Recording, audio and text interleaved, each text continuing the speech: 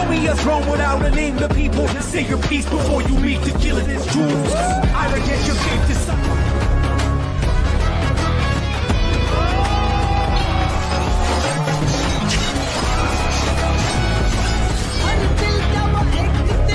Assalamualaikum sahabat cerita puisi tercinta. Mimin akan bawakan cerita film dari salah satu aktor ternama India.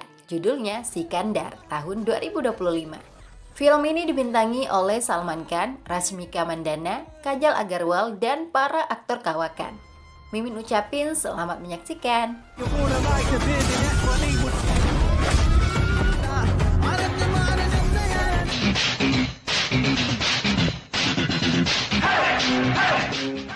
Seorang pemuda kaya, Arjun Pradhan, naik pesawat kelas bisnis dengan tujuan kota Rajkot, negara bagian Punjab.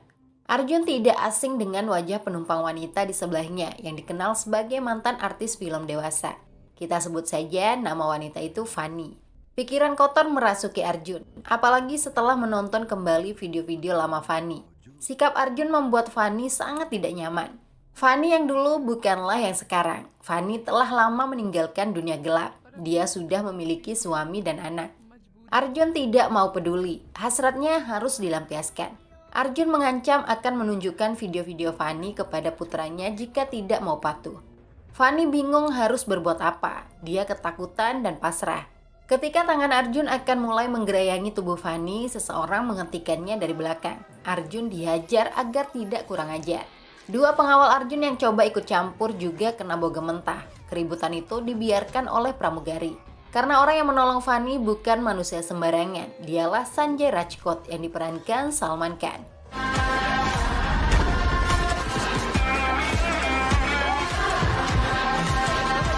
Sanjay terlihat sangat ahli bela diri. Arjun dan kedua pengawalnya tidak berdaya menghadapi keperkasaan Sanjay.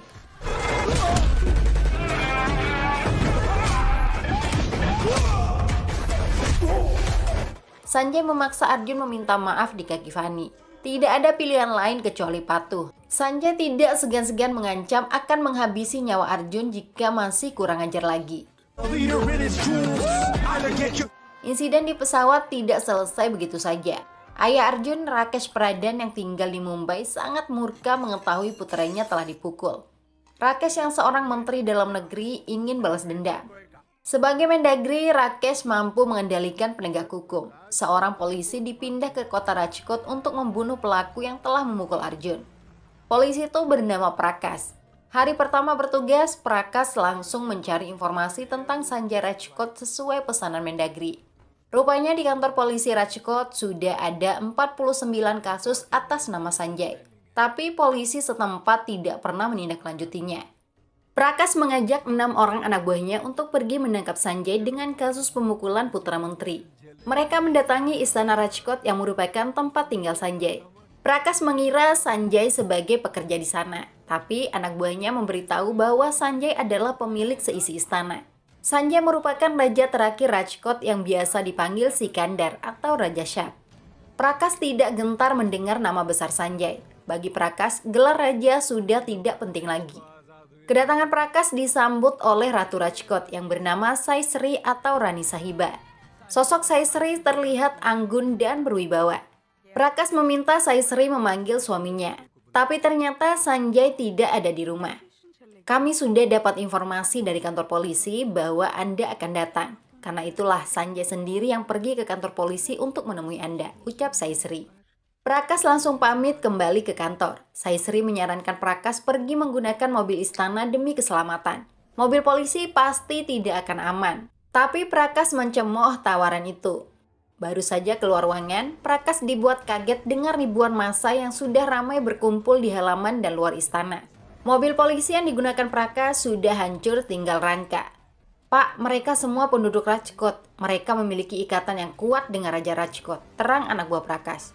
Prakash terpaksa menggunakan mobil yang sudah disediakan istana. Dia bisa ke kantor polisi dengan aman. Tapi kerumunan yang jauh lebih besar ada di kantor polisi.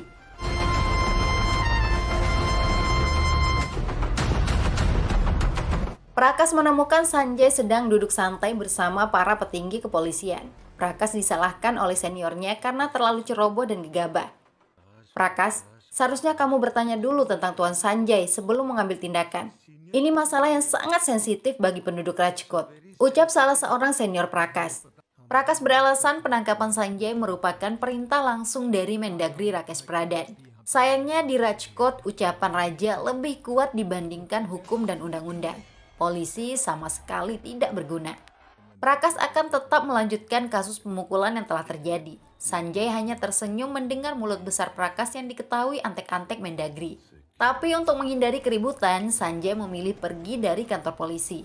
Para pendukungnya juga diminta membubarkan diri. Prakas penasaran alasan dibalik dukungan rakyat yang begitu besar kepada Sanjay. Informasi dari anak buahnya, Sanjay telah melakukan banyak hal untuk masyarakat Rajkot. Tanah 3.000 hektar diberikan secara cuma-cuma kepada masyarakat yang tidak memiliki tempat tinggal. Rumah sakit gratis juga dibangun, belum lagi listrik, lapangan kerja, dan lain-lain. Meski begitu, Prakas ingin tetap menghancurkan Sanjay sesuai perintah Mendagri. Saat ini, Sanjay dan Saisri sedang menghadiri acara pernikahan salah seorang pendukung. Saisri mendapat telepon dari polisi yang merupakan anak buah Prakas. Polisi itu memberitahu bahwa Sanjay akan diserang sekelompok preman atas perintah Inspektur Prakas. Saisri sangat khawatir dengan keselamatan suaminya, tapi dia bingung bagaimana cara memberitahu ancaman yang sedang menanti. Sanjay juga mengajak Saisri pulang berdua. Pengawalnya, Amar dan yang lain dipersilahkan tetap menikmati pesta pernikahan. Saisri memberitahu Amar lewat pesan WhatsApp tentang adanya ancaman. Sanjay sampai heran dengan sikap Saisri yang terlihat tidak tenang. Saisri pura-pura mengalihkan pembicaraan, lalu mengaku ngantuk dan tidur di dalam mobil. Pada saat Saisri pura-pura tidur, sekelompok preman menghadang mobil Sanjay. Bukan masalah besar bagi Sanjay menghadapi preman. Hanya saja dia tidak mau terlalu ganas karena istrinya sedang tidur. Sanjay memang perkasa, lawan-lawannya dilumat dan disikat. Tapi tetap saja Saisri khawatir. Kalah menggunakan senjata tajam, para penyerang mengambil senjata api untuk membunuh Sanjay. Kali ini tidak mungkin Sanjay akan selamat. Untungnya di belakang Sanjay, Amar dan puluhan orang sudah bersiap dengan senjata laras panjang tanpa sepengetahuan Sanjay. Para preman itu jadi ketakutan dan memilih kabur. Sanjay tidak menyadari nyawanya baru saja telah diselamatkan oleh sang istri. Saisri telah mewakafkan hidupnya hanya untuk memastikan keselamatan Sanjay. Sampai-sampai Saisri lupa dengan kebahagiaannya sendiri. Contohnya ketika Saisri ingin menunjukkan karya lukisan yang sudah dibuat selama 2 bulan. Saisri sangat bersemangat karena Sanjay berkenan untuk melihatnya. Tapi setelah lukisan diambil, Sanjay justru dilihat sedang sibuk mengurus masalah warga. Saisri hanya bisa mengalah dan berlapang dada. Pelayannya selalu sedih melihat pengorbanan Saisri. Sementara sang suami tidak pernah ada waktu untuk istri. Saisri sama sekali tidak berkecil hati meski sering diabaikan. Sanjay telah memberikan segalanya, kecuali waktu dan perhatian. Karakter suaminya memang seperti itu, yang selalu sibuk memikirkan rakyatnya. Suatu malam, Saisri yang seorang pejuang garis 2 mendapat hasil tes pack yang begitu membahagiakan. Saisri sangat bersemangat membangunkan Sanjay untuk memberitahu bahwa dirinya sudah hamil. Suaminya pasti akan lebih perhatian setelah Saisri hamil. Belum sempat Saisri bicara memberikan kabar bahagia, Sanjay didatangi manajer tambangnya, Ramesh, yang memaksa bertemu. Saisri terpaksa mengalah lagi. Ramesh datang malam-malam karena telah melakukan kesalahan besar. Minggu lalu, Ramesh menjual 50 kg bahan peledak ke seseorang yang mengaku pengusaha tambang. Ternyata bahan peledak itu digunakan oleh kelompok teroris 2 hari lalu di Punjab. Ramesh sangat menyesali perbuatannya. Sanjay marah besar kepada Ramesh yang dianggap ceroboh. Keserakahan Ramesh telah menyebabkan banyak korban jiwa. Ramesh ditampar dan diusir pergi.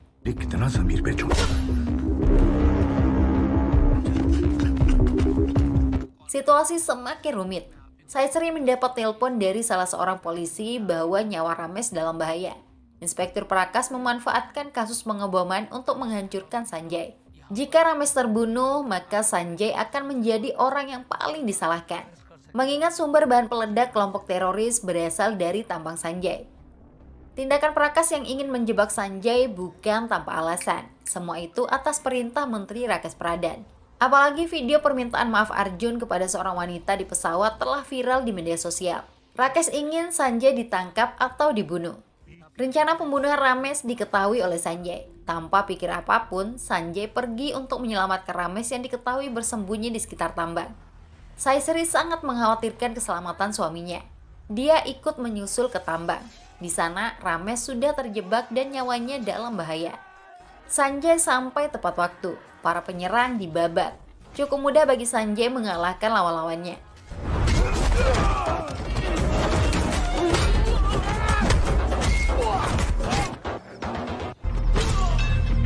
Saisri yang sejak tadi jadi penonton melihat seseorang mulai menyalakan bom. Sekuat tenaga Saisri berteriak untuk memberitahu Sanjay. Tapi Sanjay tidak bisa mendengar karena sedang sibuk bertarung. Setelah semua lawannya tumbang, Sanjay menghampiri Saisri. Tidak seharusnya Saisri datang. Belum sempat Saisri bicara banyak, bom yang sudah terpasang meledak hebat.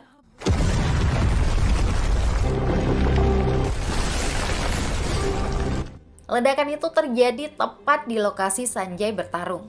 Untung saja Sanjay menghampiri Saisri sehingga nyawanya selamat. Saisri memberitahu Sanjay tentang nyawa Ramesh yang diincar. Sanjay disarankan menyembunyikan Ramesh sampai dia memberikan kesaksian di pengadilan pada hari Senin. Sanjay meminta para pengawalnya membawa Saisri pulang ke rumah. Hal yang tidak diketahui Sanjay, serpihan ledakan bom telah melukai perut Saisri. Uniknya, Saisri merahasiakan rasa sakit yang diderita. Tapi sebelum pulang, Saisri ingin bicara dengan Sanjay. Sayangnya, Sanjay tidak peka. Mereka bisa bicara setelah sampai rumah. Padahal Saisri hanya ingin memberitahu Sanjay kabar bahagia tentang kehamilannya. Sanjay sampai di rumah bersama manajer Ramesh dan yang lain. Sanjay mendapat telepon dari Amar bahwa Saisri dibawa mampir ke rumah sakit karena sempat terkena serpihan bom.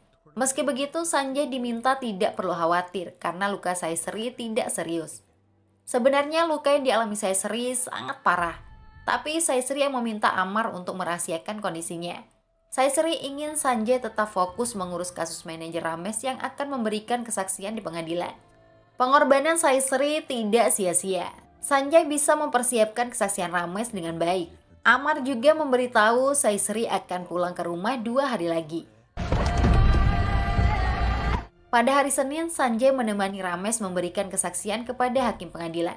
Tepat di waktu itu, kondisi Saisri juga kritis. Setelah Ramesh selesai memberikan kesaksian, ribuan penduduk berlari mendatangi pengadilan. Sanjay sampai bingung melihat orang-orang itu menangis. Ternyata, Saisri telah mengembuskan nafas terakhir. Seketika itu, Sanjay bergegas ke rumah sakit. Sanjay seperti tidak percaya istrinya ditemukan sudah menjadi mayat. Bagaimana mungkin semua ini bisa terjadi? Sanjay tidak pernah menduga istrinya akan meninggal secepat itu.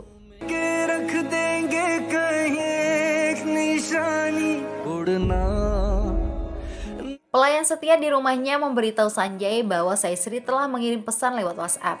Sanjay baru membuka chat-chat dari istrinya yang cukup banyak. Selama ini Sanjay memang jarang membuka WhatsApp. Foto terakhir yang dikirim Saisri adalah hasil tes pack garis 2. Sanjay semakin berlinang air mata mengetahui istrinya meninggal dalam kondisi hamil. Rasa penyesalan terdalam benar-benar menghinggapi Sanjay. Apalagi saat pelaksanaan ritual terakhir, Sanjay terdiam ketika pendeta menanyakan zodiak istrinya. Sanjay merasa menjadi suami paling gagal. Jangankan masalah zodiak, makanan kesukaan istrinya saja tidak diketahui. Andaikan saja Sanjay tahu umur istrinya tidak akan panjang, semua perhatian dan waktunya akan dihabiskan bersama sang istri.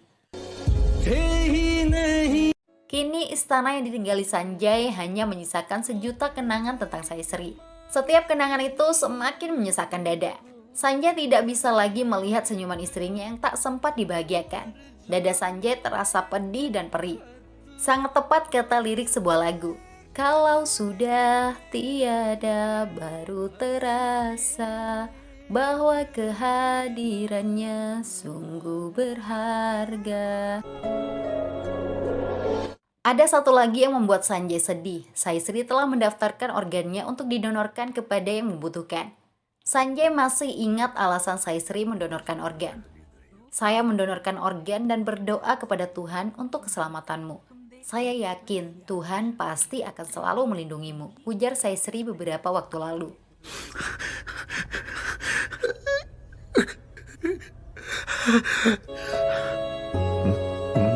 Sanjay ingin mengetahui para penerima organ istrinya. Informasi dari dokter, jantung, paru-paru, dan mata Saisri telah didonorkan kepada 3 orang yang tinggal di Mumbai. Sanjay meminta alamat lengkap ketiga penerima organ istrinya. Malam itu juga, Sanjay akan pergi ke Mumbai seorang diri. Tapi ajudannya Amar dan 6 pengawal Sanjay menyusul ke stasiun kereta api. Mereka memaksa ikut untuk menjaga dan melayani Sanjay. Mereka sampai Mumbai di pagi hari. Seorang sopir taksi, De Niro, mengira Sanjay dan para pengawalnya grup musik karena berseragam. Sanjay hanya diam tanpa perlu memberitahu identitasnya. Niro terus-terusan mengoceh sepanjang jalan menuju kawasan kumuh Dharavi. Lelucon Niro membuat Sanjay tersenyum. Sebagai ucapan terima kasih, Sanjay membayarnya dengan 2 ikat uang. Tentu saja Niro syok dibayar sebanyak itu. Niro sanggup menjadi sopir 24 jam untuk Sanjay. Tujuan Sanjay mendatangi kawasan Dharavi untuk mencari seorang anak bernama Kamarudin yang telah menerima paru-paru milik Saisri. Kamar ditemukan sedang duduk santai tanpa baju. Rupanya Kamar seorang yatim piatu. Dia dirawat oleh masyarakat setempat. Sanjay mengajak Kamar dan teman-temannya pergi makan-makan. Kamar mah tidak peduli dengan identitas Sanjay. Asal diberikan makanan dan pakaian, Kamar siap ikut kemana saja. Setelah pulang dari mall, Kamar diomeli oleh beberapa mahasiswa kedokteran yang mengabdi di tempat itu. Kamar diminta tidak keluyuran karena baru selesai operasi. Menurut para mahasiswa, Kamar hanya salah satu korban akibat polusi udara. Dalam setahun terakhir, sebanyak 36 orang sudah meninggal karena infeksi paru-paru. Untungnya Kamar mendapat pendonor sehingga nyawanya bisa diselamatkan. Sumber polusi di kawasan tersebut adalah asap beracun dari pembakaran sampah. Semua jenis sampah dibuang dan dibakar di sana. Masalah itu berawal dari rencana pembangunan pusat perbelanjaan yang membutuhkan 20 hektar tanah. Pihak investor menggandeng seseorang bernama Virat Bakshi untuk mendapatkan lahan. Virat sudah membeli sebagian tanah warga, lalu digunakan sebagai tempat pembakaran sampah agar warga lainnya mau menjual tanah atau pergi. Tinggal 10 hektar tanah yang belum dibeli Virat. Jika itu juga terbeli, masyarakat akan benar-benar sengsara. Sanjay berjanji akan menyelesaikan masalah sampah di Dharavi. Anak buahnya diperintahkan untuk membeli sisa 10 hektar lahan warga agar tidak bisa diambil alih oleh Virat. Selanjutnya, Sanjay akan melihat kondisi penerima organ mata Saisri yang bernama Vaidevi. Kedatangan Sanjay disambut oleh mertua Vaidevi, Satyaraj.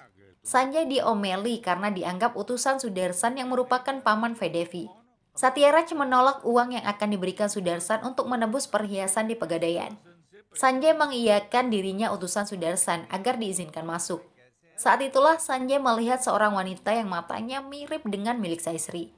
Sanjay yakin 100% bahwa wanita di hadapannya adalah Vaidevi. Sosok Vaidevi terlihat cantik dan ramah. Berbeda halnya dengan suami Vaidevi, Rangga, yang terlihat kaku. Rangga tidak suka ada pihak luar ikut campur urusan keluarganya yang menggadaikan perhiasan untuk biaya operasi mata Vaidevi. Diam-diam, Sanjay menugaskan anak buahnya untuk menebus perhiasan milik Vaidevi. Perhiasan itu kemudian dikembalikan lagi ke Vaidevi. Setelah berbasa-basi, Sanjay pamit pergi. Tujuan berikutnya adalah melihat penerima organ jantung bernama Nisa. Sanjay menemui Nisa di rumah sakit karena jantungnya melemah lagi. Ayah dan adik Nisa terlihat sangat khawatir. Sanjay berpura-pura menjadi pendeta agar bisa masuk ke ruangan Nisa. Sanjay menghubungi dokter terbaik dunia, John William, untuk membantu para dokter rumah sakit setempat menyelamatkan nyawa Nisa. Berkat bimbingan Dr. John, Nisa bisa ditangani dengan baik. Sanjay sangat puas setelah melihat ketiga penerima organ Saisri. Sanjay merasa Saisri masih hidup meski berada di tubuh orang lain. Selanjutnya, Sanjay akan kembali ke Rajkot. Sayangnya jalanan sedang macet karena ada kampanye Menteri Rakesh Pradhan. Masalah muncul ketika seorang polisi mengenali wajah Sanjay yang telah memukul Arjun di pesawat. Rakesh yang juga melihat Sanjay di layar menugaskan Arjun untuk menangkapnya. Sanjay dan para pengawal memilih kabur agar terhindar dari keributan. Tapi Arjun dan anak buahnya melakukan pengejaran. Arjun berusaha melempar bom molotov ke mobil yang dikendari Sanjay. Sialnya saat lemparan ketiga, Arjun terjatuh. Mobil yang dikendarainya terbakar. Arjun tewas di dalam mobil. Rakesh Pradhan sangat syok mengetahui putranya telah meninggal. Rakesh menugaskan Inspektur Prakash untuk menyelidiki alasan Sanjay datang ke Mumbai. Informasi yang didapatkan Prakash dari pelayan istana, Sanjay pergi ke Mumbai untuk bertemu para penerima donor organ Rani Sahiba alias Saisri. Sanjay sendiri menyadari berbagai bahaya yang akan mengancam setelah kematian Arjun. Sanjay takut ketiga penerima organ Saisri jadi sasaran. Salah seorang anak buahnya ditugaskan menghapus data para penerima organ itu dari semua sistem medis. Sanjay dan yang lain melanjutkan perjalanan untuk pulang ke Rajkot menggunakan kereta api. Tapi ada panggilan masuk dari mahasiswa kedokteran bernama Veda yang menangani Kamarudin. Veda memberitahu kondisi Kamar memburuk lagi karena tetap menghirup udara yang penuh polusi. Selain Kamar, Sanjay juga mendapat informasi tentang kondisi Nisa yang melemah. Begitu pula dengan Vaidevi yang menghadapi masalah karena sifat otoriter mertuanya. Vaidevi sering menangis dan kabur ke rumah Paman Sudarsan. Sanjay ingin tetap di Mumbai untuk menyelesaikan masalah. Sanjay tidak akan membiarkan orang-orang yang memiliki organ istrinya meninggal atau menderita. Tapi Amar mengingatkan Sanjay bahwa urusan dan tanggung jawab di Rajkot jauh lebih besar. Tiba-tiba Menteri Rakesh Pradhan menelpon. Rakesh menuduh Sanjay sebagai penyebab kematian Arjun. Rakesh pasti akan membalas rasa sakit hatinya. Saya sudah tahu tujuan Anda datang ke Mumbai. Anda sudah membunuh putra saya. Sekarang saya juga akan membunuh orang-orang yang memiliki organ istri Anda, ancam Rakesh.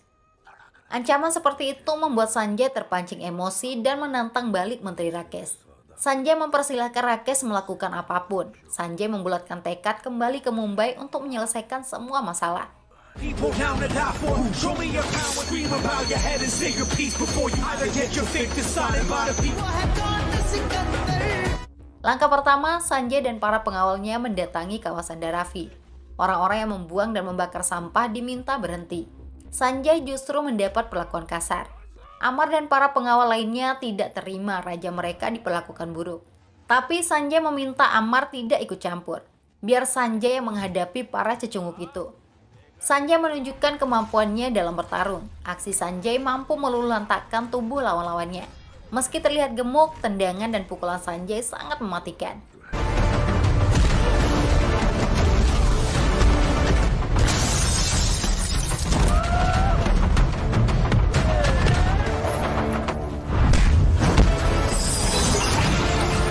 Para budak uang itu kabur melarikan diri, tapi keesokan harinya orang itu membawa polisi untuk menangkap Sanjay. Cukup mudah bagi Sanjay menghadapi polisi. Uang satu tas disiapkan, si polisi pun langsung jinak. Sanjay kemudian menemui orang tua Nisa. Kondisi Nisa saat ini sudah membaik. Sumber utama masalah Nisa adalah pacarnya, Kapil, yang sering melakukan kekerasan. Meski begitu, Nisa sangat mencintai Kapil. Nisa terguncang saat diputus oleh Kapil karena akan menikah dengan wanita lain. Sanjay menyamar sebagai sopir pribadi Nisa untuk menyelesaikan masalah. Nisa justru mengajaknya untuk menemui Kapil yang sedang nge-gym. Sanjay masuk untuk membawa Kapil ke hadapan Nisa, tapi sikap Kapil sangat sombong. Sanjay jadi gregetan dengan pria yang suka main tangan itu. Paman Kapil yang seorang polisi ikut campur. Mereka jadi bertarung. Sanjay mengalahkan Kapil beserta pamannya.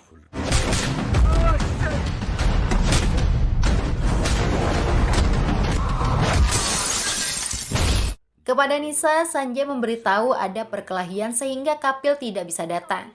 Kapil akan menemui Nisa nanti. Nisa percaya begitu saja dengan sopir barunya itu. Selanjutnya, Sanjay pergi ke rumah Sudarsan untuk menyelesaikan masalah Vaidevi. Sudarsan menanyakan identitas Sanjay. Kalian mengaku sebagai utusan saya. Kalian juga menebus perhiasan yang digadai. Apa tujuan kalian sebenarnya? Ujar Sudarsan.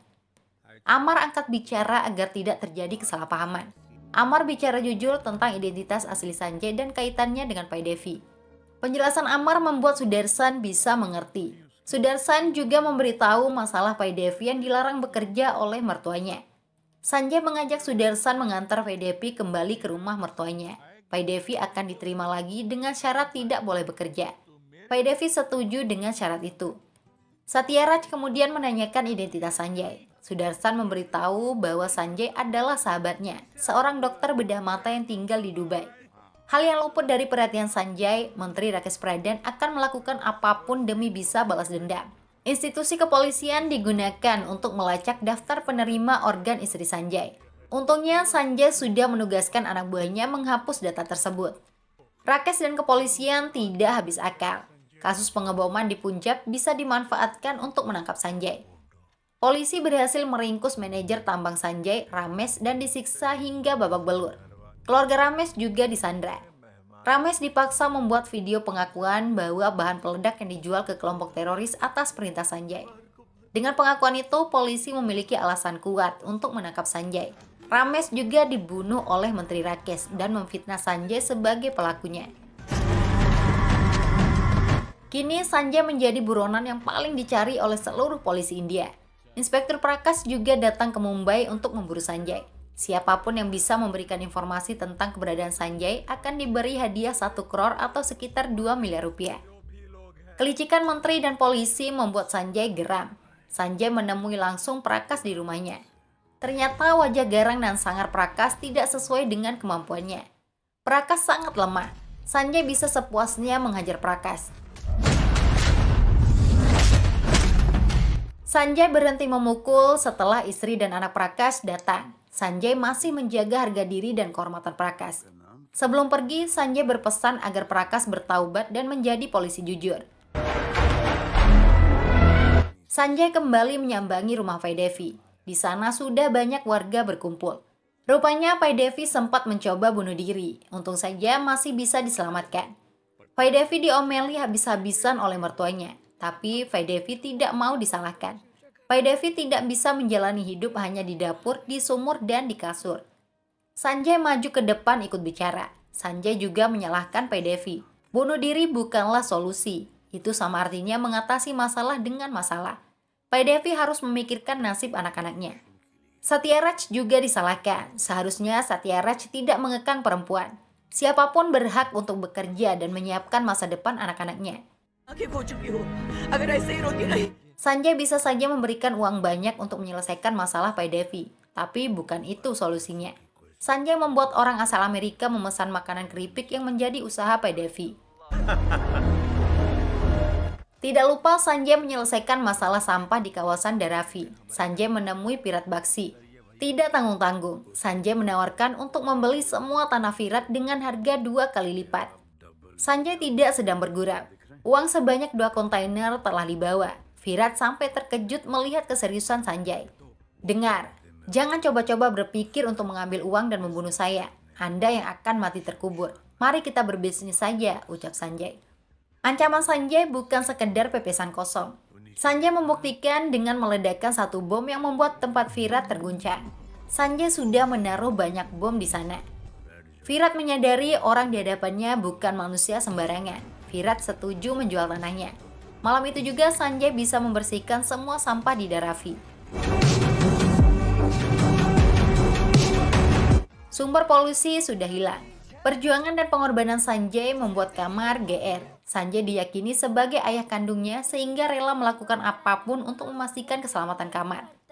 Tidak berselang lama, kondisi Kamar kembali kritis. Kamar tidak mau dibawa ke rumah sakit sebelum bertemu Sanjay yang diyakini sebagai ayahnya.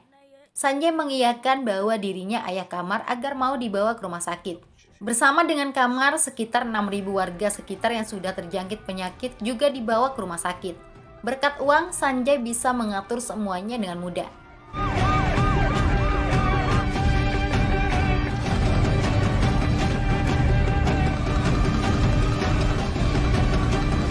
Setelah masalah di Dharavi beres, Sanjay mendatangi Pai Devi lagi yang terlihat ceria.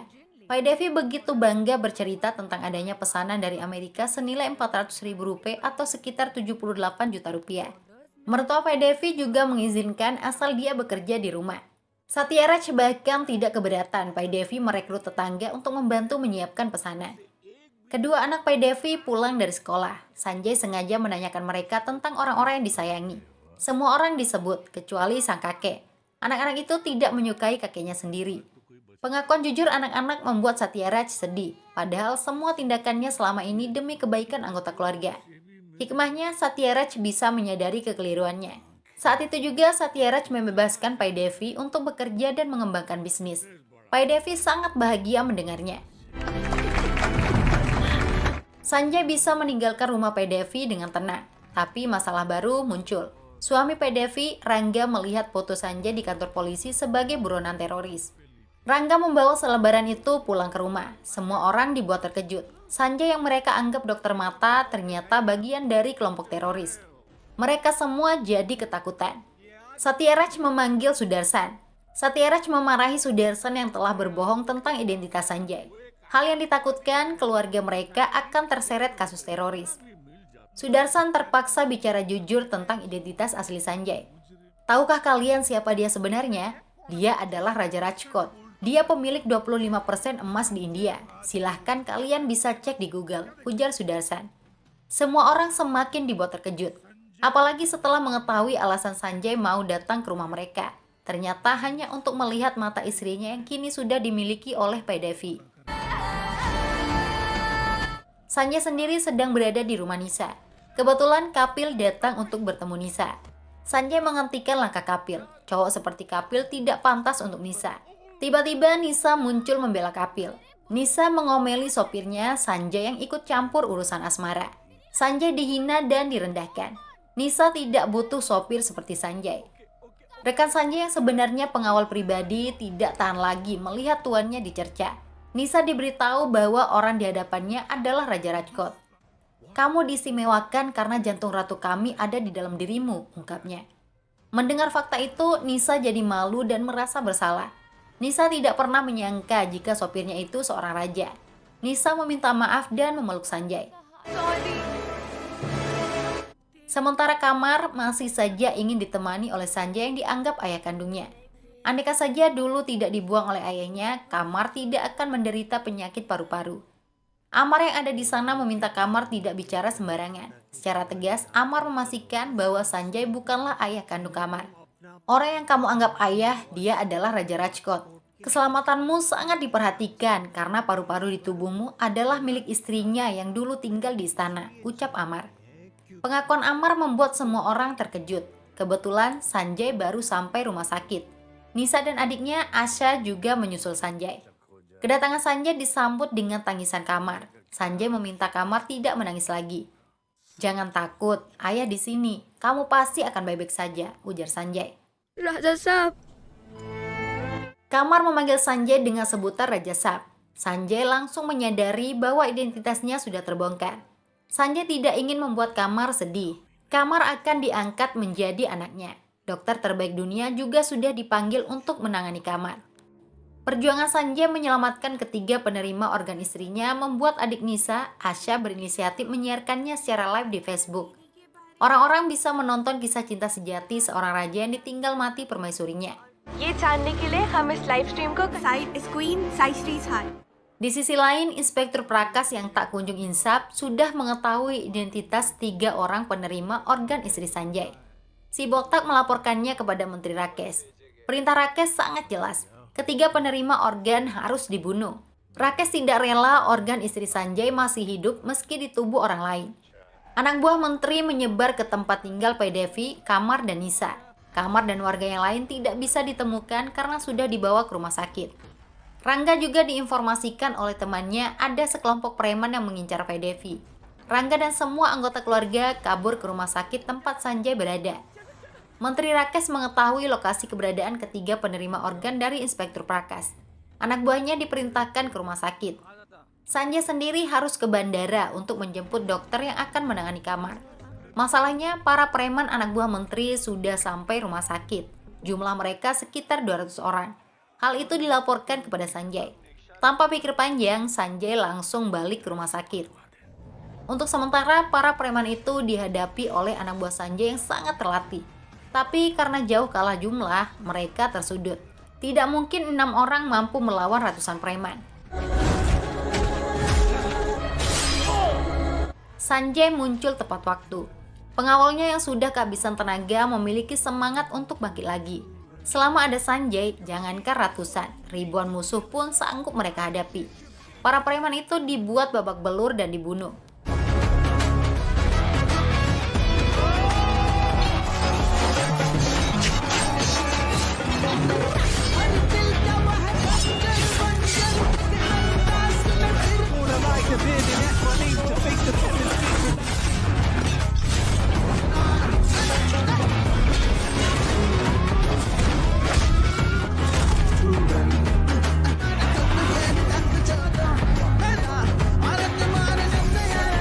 Sementara itu, kondisi kamar semakin kritis.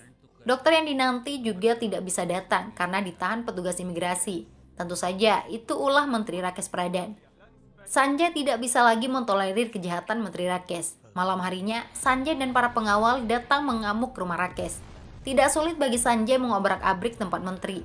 Sanjay menendang menteri jahat itu. Sanjay juga memberikan kabar mengejutkan bahwa kamar sedang menjalani operasi. Ternyata dokter yang sempat ditahan pihak imigrasi sudah bebas. Semua itu berkat kehebatan Sanjay yang bisa berkomunikasi langsung dengan Perdana Menteri India. Rakesh berjanji akan tetap membunuh 3 orang yang diincarnya. Sanjay jadi emosi dan menghajar si tua bangka itu hingga tidak berdaya. Dasar tua bangka. Bow your head and say your piece before you meet I'm the die for. Show me your Sanjay kemudian kembali ke rumah sakit menunggu operasi selesai. Dokter memastikan kondisi kamar sudah membaik. Sanjay melihat sendiri kamar bisa tersenyum lagi. Kebahagiaan itu terusik dengan datangnya Inspektur Prakash. Kejutannya, Prakash sudah berubah dan menyesali kesalahan selama ini. Tapi Prakash harus tetap menangkap Sanjay atas insiden di rumah sakit dan rumah menteri. Sanjay mempersilahkan dirinya di borgol. Hal yang tidak pernah diduga, ribuan orang sudah berkumpul di halaman rumah sakit. Prakash mengira masa itu datang jauh-jauh dari Rajkot. Tapi tidak. Sopir taksi De Niro memastikan masa yang berdiri adalah penduduk Mumbai. Ya, ribuan masyarakat Mumbai yang mengetahui kisah Sanjay dari media sosial memberikan simpati. Mereka tidak mau Sanjay ditangkap polisi. Dengan terpaksa, Prakash harus melepas Sanjay. Pengadilan juga telah mengeluarkan perintah untuk tidak menangkap Sanjay. Film pun selesai. Bye-bye.